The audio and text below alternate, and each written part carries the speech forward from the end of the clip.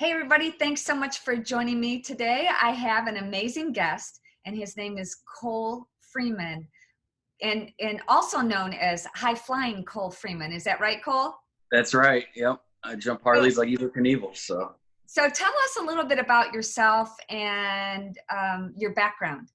Yeah. 34 years old from St. Louis, Missouri. And for 6 years, I spent 6 years of my life on a firefighter truck, on an ambulance. So I was a firefighter medic. Lost that due to a motorcycle accident, tore all the ligaments in my knee. And basically the mayor let me go on Christmas. So, they could have kept me, but money at the time was rough. Walmart wasn't opening yet. And, it was just part of politics. They had to let me go to get someone else in there. So I lost my firefighter career and I was like, man, what next? And instead of being held down and like feeling like my life was over, I just went after the dream that was always there, that I just was always scared to chase because my dad told me he would disown me if I did it. So. And what was that dream? Just jumping Harleys like Evil Knievel. If my son said that to me, I would probably have the same kind of reaction. So how did all that work out for you and what's going on right now? I mean, it's been great up until about a week ago. I probably lost about 45 grand in the last, between the shutdown and April 25th, I've lost about $45,000. But you know that we're on the mend. It's probably going to come back and stronger, right? Not even worried about it. Good. I'm not even losing sleep. I don't even focus on that part. Honestly, that's the last part I think about. But when you asked, if people are affected by it, am I affected by it? Of course. I mean, I was supposed to jump Saturday in Florida, and then I had another jump in Houston. So yeah, I mean, it's definitely, it affects everybody, but it's really about positivity and staying positive and really, right now more than ever, we need everybody to be positive and everybody to be manifesting the best for this world, We really do. So how do you stay positive? First of all, thank you so much for your service. I feel like military, law enforcement, firefighters, and our healthcare professionals right now are on the front lines. I mean, we just heard about a lot of police officers in New York City who are sick, and we're starting to hear more and more about healthcare workers who are calling in sick, and it's really scary what's going on now. So how do you stay positive in light of all of this? Well, I mean, if you were to sit and like focus on all the dark stuff, it probably wouldn't be good for anybody. And then it's just going to draw more dark stuff into your life. So mainly I focus on the things I'm grateful for. For one, my son, motorcycles, waking up every morning, breathing. I mean, I had a heart attack at 32 years old. I'm not even supposed to be here right now. And I am extremely grateful for everything that I still have, Yeah, it's crazy because as far as I have come in my life, I've been so close to that success threshold, the fame and the success and all that. Like, when I say so close, like I'm talking in 2017, I broke my back at 3 places and they gave the Caesar's Palace jump to Travis Pastrana. So I lost that over breaking my back, over me going and chasing a $2,500 sponsorship check. Like, you see how, so it's like people are like, most people would give up after that point. Like, okay, I broke my back. Motorcycles are dangerous. I lost this $1 million jump. So I'm just going to go on and move on with my life and do something different. It's obviously not for me. Well, that's not the way my brain works. My brain works like, okay, well, the only time you can fail is if you stop trying. Said by this man here. You can fall many times in life, but you're never a failure as long as you try to get up. Evil Knievel. Mm-hmm.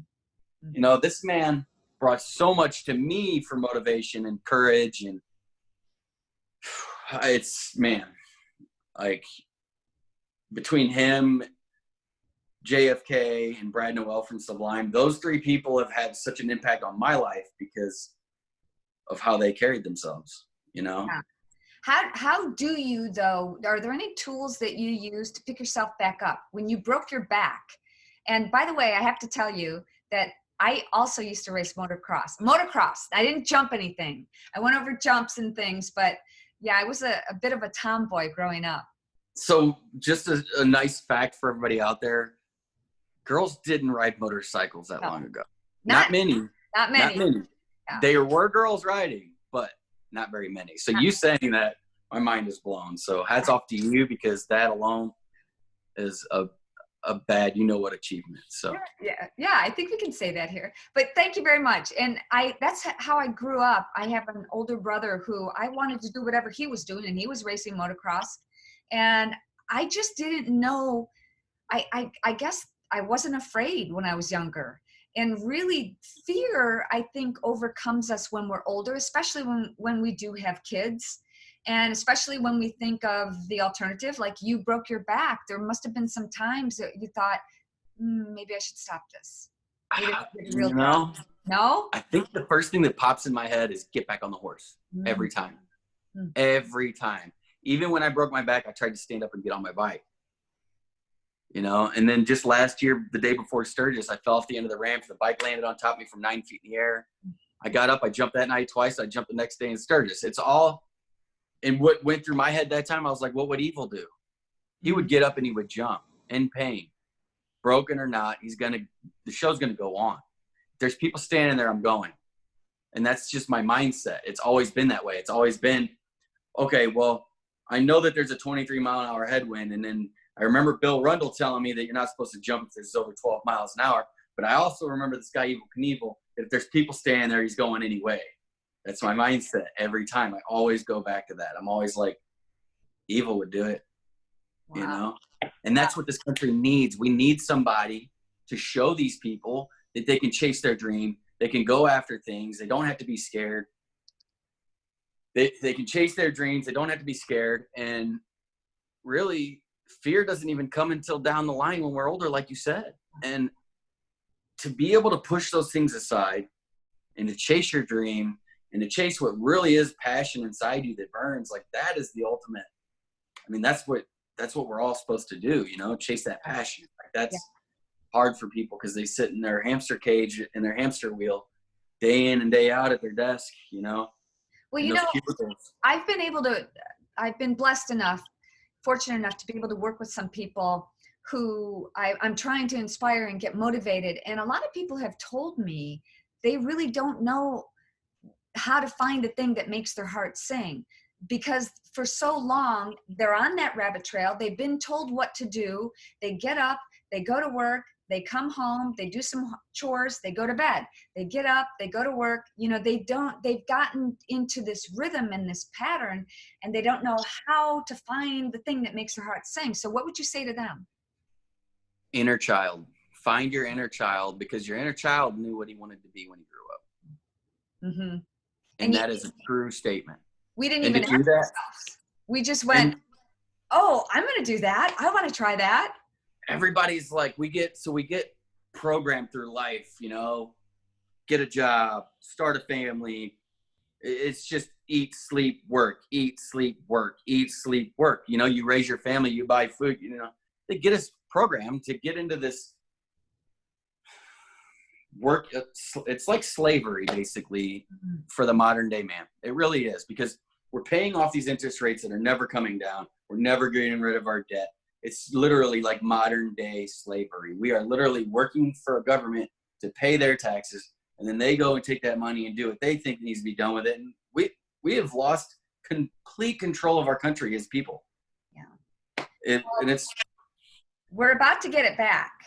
Oh, we're getting it back. So let's talk about what you and I believe in, and that's Q. And how I want to find out more about how you found out about Q and your passion about spreading this love and light with other people, because that's really what it's all about. I mean, there's a deep, dark side of what's going on right now. For those of you, it's so dark that there's going to be so many broken hearts out there, because I mean, it's hard for me to turn the TV on. I haven't in 3 days, because I know that when I do, I'm going to get overwhelmed and I'm going to start thinking, no, there's no way, you know. But really, it's true. It's been happening. I mean, and here, let me say this to people. If you don't think it's been happening, what do you think happened to the indigenous people in our country that we stand in right now? Those people were dark skinned. So what's that mean for the adrenochrome lovers? darker profile means higher adrenochrome.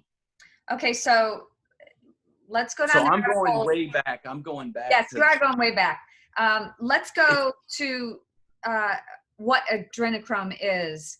And for those of you who don't know, I just want to encourage you to do your own research. yeah, for sure. Definitely do your own research. Become your own investigative sleuth. Go down that rabbit hole like I did. I did a deep dive fast, and I couldn't sleep for a while, and it made me sick to my stomach. But I feel like there is a light at the end of the tunnel, and I feel like this is all. I mean, look at what we've had in 2 weeks. Look at our new normal. Look how much we've changed and we've accepted. I mean, it's got to blow people's minds, and you got to ask yourself, what's going on? So Yeah, exactly. What is going on? And so I'll tell you now, in a the very question loving, everything. in a very loving and light-hearted manner, as much as you can. Oh, what is that? I can't see that. Did you see that? I can't. I don't have my glasses on. I can't see. It's a question mark from Indian Larry Motorcycles. So, if people don't know about Indian Larry, he also said the same things. Question everything. Literally, question everything. And I always have, because 9/11, for instance, all these things, it just didn't add up. But how convenient would it be to have our own buildings fall and have this terrorist attack so we can go to war, get the oil? You know, it's just all, I mean, it's all there. People do their own. You did some research on your own after 9/11, and you came to some conclusions, and you believe what's going on now is part of the bigger picture.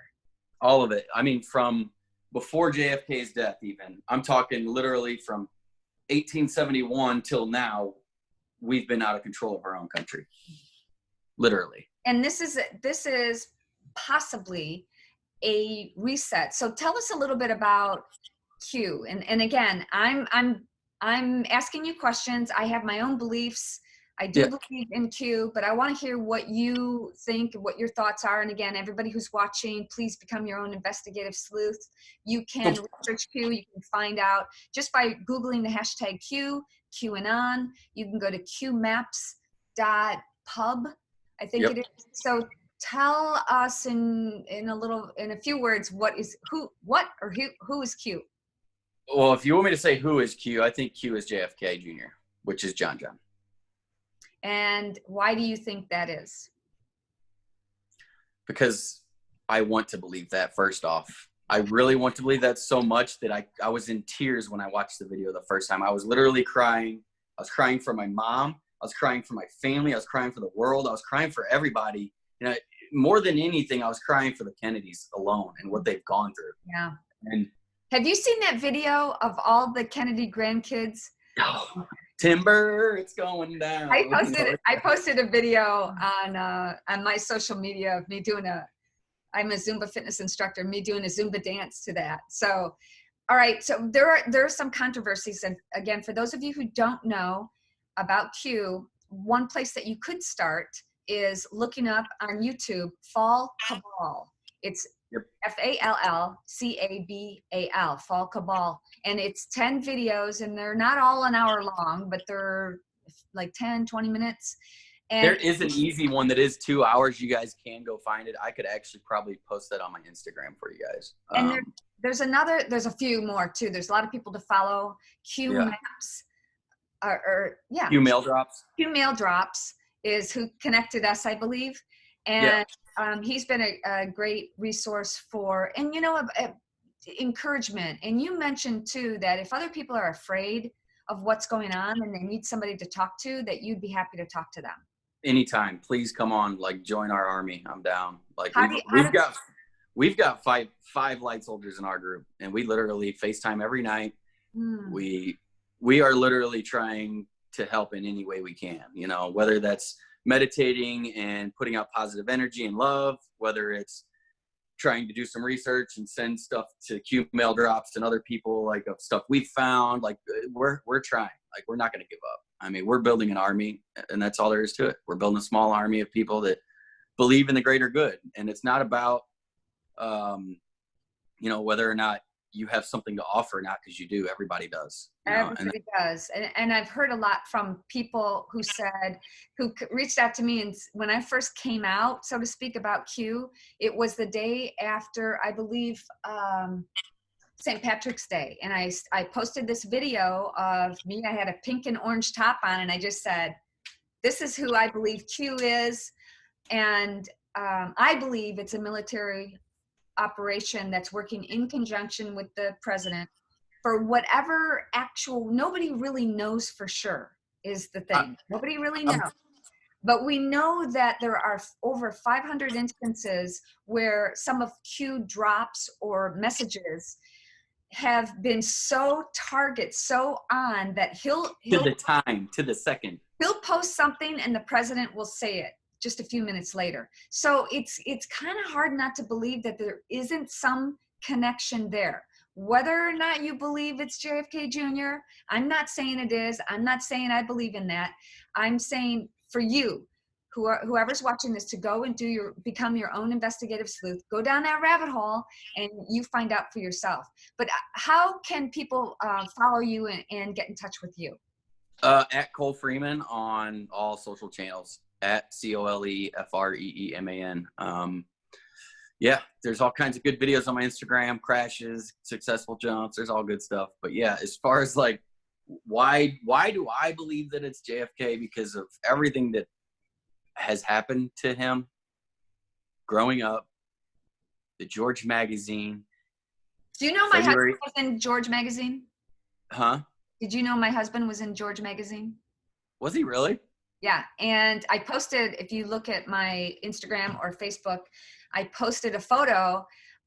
We had dinner with John Jr. and Carolyn when they had the premiere of George magazine. I believe it was 1997. I believe it was November 4th-ish in New York at China something restaurant. China, I can't remember the name of it, but yeah, I just an amazing light.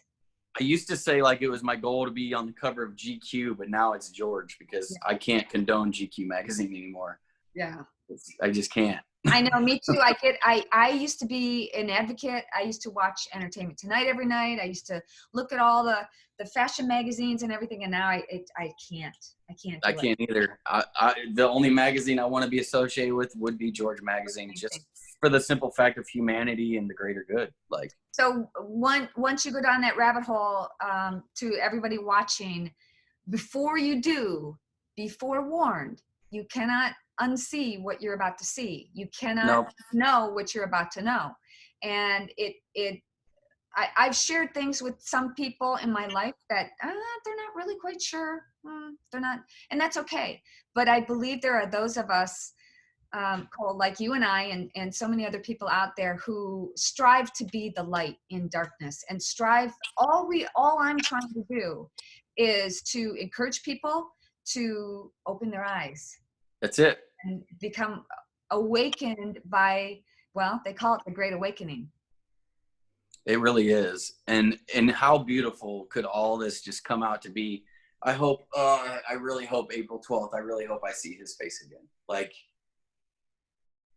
the feeling I got watching the video, the Fall Cabal, when they started talking about this at the end and how— Well, don't give it away, Cole. I know, but I don't want to give it away. But what I'm about to tell you is, if you don't watch that YouTube video, you're only doing yourself a disservice. Yeah. I'll post a link to that as well. All right. I mean, that was the most beautiful thing. What I felt inside of me watching that video made me know that it's true. Well, and thank goodness I was able to watch it, because it's so sick and dark that I kept remembering the first video saying, there is light at the end of the tunnel, so to speak. And it takes forever to get there. It takes forever, and it's disgusting and disturbing, but wow. And how amazing is it that video is 8 months old, and everything that's happening right now is just falling into place. Falling into place. So perfect. I mean, it's literally like a set of dominoes. Yeah. And man, well, I love you. Thank you so much. Well, thank you, Cole, for joining me. Let's do this more often. You don't have to put this on there, but I need to know your opinion. Do you believe that he is still alive? Ooh, you'll have to wait and see. You have to wait and see my opinion. Here's why I don't want to say. I don't want to discourage anybody from doing their own research. My goal really is to leave the breadcrumbs.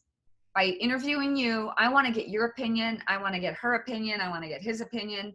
And I want to know, I want people, again, I really believe that people should become their own investigative sleuth and make that decision for themselves. Yeah.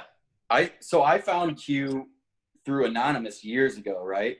And then all of a sudden, the Anonymous face disappeared, and now there was this body with the world behind it, and then the question mark over the head. It's Q. It's been Q the whole time. Q was anonymous before. Yeah. And did you see when a reporter asked President Trump, I don't know, a few weeks ago, do you know who Anonymous is? And he goes something like, yeah, I know, but you're gonna have to wait and find out. You'll be surprised. So don't give it away. Let's have everybody go and do their own research. I really appreciate you taking time out of your busy schedule to spend it here with me. Let's do this again, and let's be there for people. Let's hold their hand, because this is dark and deep, and I've got a lot of people who are brand new to this. And yeah, if you have people that are lost and need help, please send them my way. I will do whatever I can to help them and just be there for them. Literally, like, that's all I can do right now. And I'm like, seriously, I would leave my house in a heartbeat for this country to go, whether I need to go put my medic skills to use, entertain, I don't care what it is. I'm here for the country. I'm here for America. I'm here for the people. So whatever you guys need, just hit me up. Please let me know. Awesome. Well, thank you so much again. And I look forward to speaking with you soon. Here's to the next issue of George Magazine. Hey, cool. Where we go one, we go all. Awesome. Thank you. All right. Thanks for being here. Talk to you later. Bye. Bye.